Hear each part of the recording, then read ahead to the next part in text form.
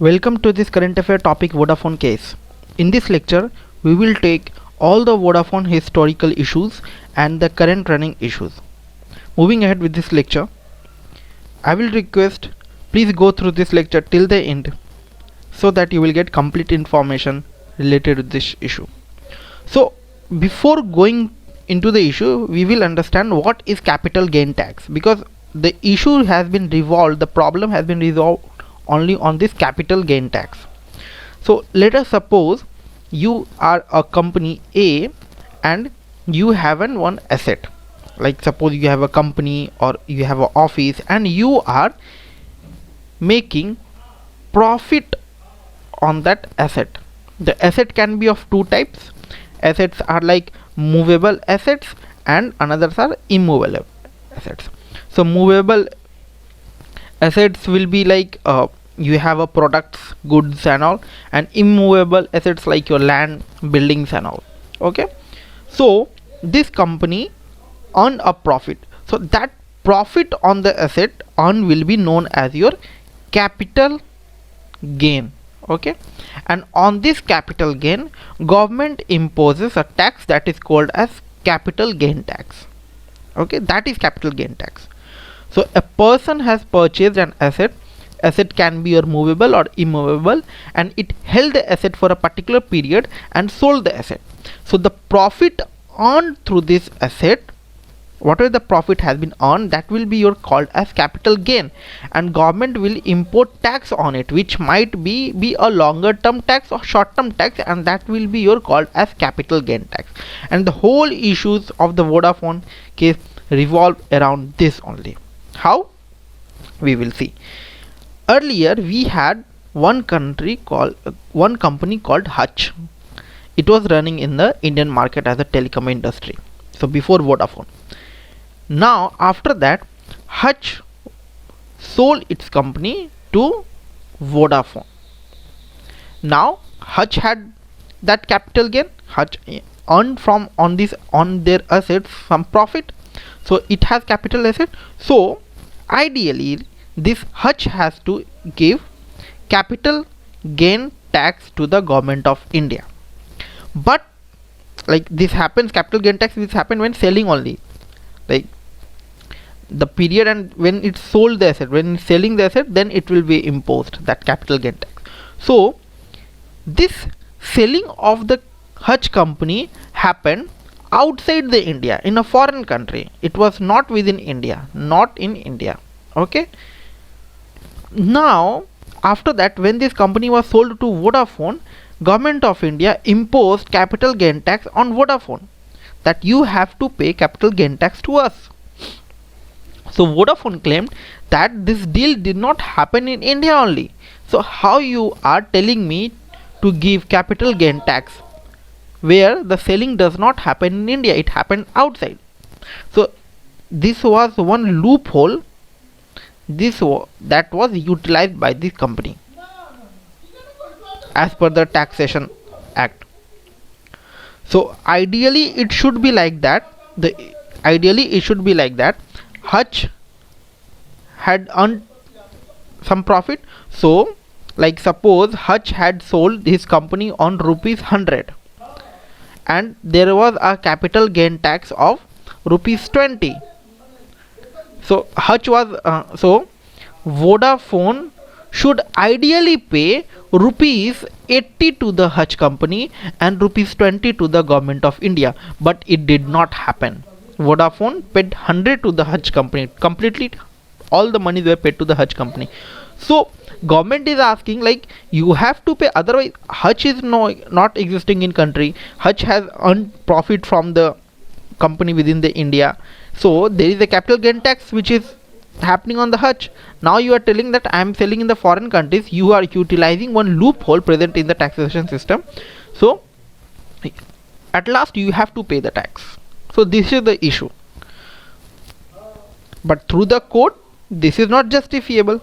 So what is in this slide, we will go through this one, then we will move to the another slide. So before Vodafone there was a Hutch and it had a telecom assets in India. So the assets were sold to Vodafone and deal happened outside Indian territory.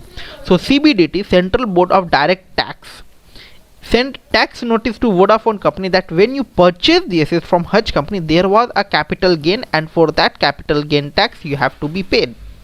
So this is the scenario, and this is the example that I've explained it here, that ideally, like suppose Hutch has 100 rupees going to earn from Vodafone and 20 was the capital gain tax, so Vodafone should pay 80 rupees to the Hutch and 20 rupees to the government of India. But they did this deal outside the country, and ultimately this gain tax was not going to pay to the government of India. Now government of India imposed one new taxation system, retrospective taxation system, and this is not good for any economy, for any country. If you are imposing retrospective taxation system, what is retrospective taxation system? That you are imposing a tax by applying it for past days. Like suppose government of India has applied retrospective taxation. Now as per this taxation system, this act, like suppose, came in 2020, not in 2020, I'm just giving an example. So like suppose this act came in 2020. Now through this act, government will say from 2010 whoever the foreign companies came into India, they have to pay 15% taxation. Let us suppose, I'm just giving an example, this is just an hypothetical situation. So from 2010 the company has to pay 15% taxation system. So this is not something good for any economy, because this will create fear in the foreign companies coming into India, like that in 2010 they came with a promise that they have to pay only 2% tax, but now as per the 2020 taxation, new tax, retrospective taxation, the government is telling no, you have to pay 15%, and from it should be from 2010. So this will create a hurdle, create a fear for any foreign companies to come into India and invest into India because of this retrospective taxation system, and it is not good for any economy of any country. Okay, so this thing has been introduced. Now BIT, bilateral investment treaty, used to be signed whenever a foreign companies come into any country, so they have to sign one treaty, and this treaty will take care for that foreign companies to protect this treaty is signed for to protect the investment of these foreign countries, so that like government may change the policy, so their policy should not affect their investment at last. Because see, right now this is just an example, retrospective taxation system. Now this goes against this bilateral investment treaty, because you can't impose a retrospective taxation system, otherwise no company will come into India and invest into the India, because you will say that pay the tax, like when the company is coming in India, you will say that 5% tax is imposed, and after that when the company has been established, you will say no, after that from the day you came into India, now you have to pay 10%, adding for the previous one also. So this is not something that any company will like. So the issue was that the old issue, that as I've explained, that the Vodafone purchased the Hutch company and the capital gain tax was there, so it has to be paid. So now the government said that CBDT, this one, that Central Board of Direct Tax, sent the notice to the Vodafone to pay that capital gain tax. So Vodafone appealed to the Bombay High Court, and this ruling, the Bombay High Court ruling, came into the favor of taxation authority, that no, Vodafone have to pay this capital gain tax. Then again Vodafone re-appealed to the Supreme Court, and Supreme Court gave the judgment in the favor of Vodafone by telling that there is no such provision in Indian taxation system, that is income tax of 1961, where government can impose these kind of taxation. That what kind of taxation? That if a company is selling its asset in outside the India, and for that also a company, the new company that is established, that is currently running into India, have to pay capital gain tax. Such kind of ruling is not present into the income tax of 1961, that is into the Indian taxation system, and thus Vodafone will not pay capital gain tax to the government of India. Then after this ruling, the finance minister, that is no more right now, he is late, so I won't give its name because it will become political. So thus the then finance minister of the country amended the income taxation of the 1961, and as per the amendment, this new provision gave power to the CBDT to impose this kind of taxation, that is imposing retrospective taxation. Till that time there was no such provision for the retrospective taxation. Then retrospective taxation system was imposed, that from the old time we can go and we can impose tax on that company.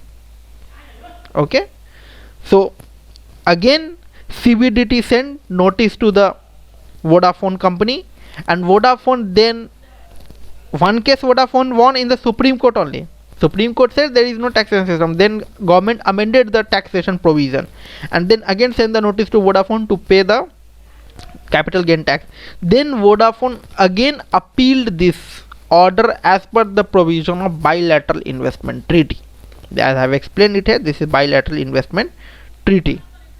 Okay, and in this bilateral investment treaty, this issue went to the Permanent Court of Arbitration, which is set up in The Hague, the Netherlands.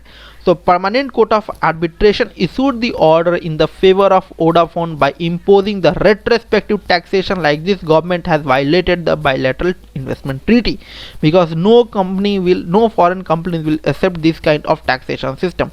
And ultimately this Permanent Court of Arbitration had ruled in the favor of Vodafone, and further a fine has been also imposed in the government. Now we have to see that what government will do with this ruling. So these kind of tax imposition will create an issue for the foreign investment in India, that is retrospective taxation kind of system. So if these kinds of taxation disputes happen, it will create a negative image and foreign investment will hesitate to invest into India. So the Permanent Court of Arbitration, what is Permanent Court of Arbitration? It is an intergovernmental organization and established in 1899, and two conventions happened, one in 1899 and another in 1907. In 1907 India was the member, came into the member of Permanent Court of Arbitration, and each contracting party can appoint up to that, each country can appoint up to 4 members, that who will take care of such cases happening like this Vodafone case and all. Okay, I hope you have understand this lecture. Please like and subscribe. Your subscription is a form of payment for me. If you have doubts, any suggestions, please feel free to ping on my Twitter handle. Thank you.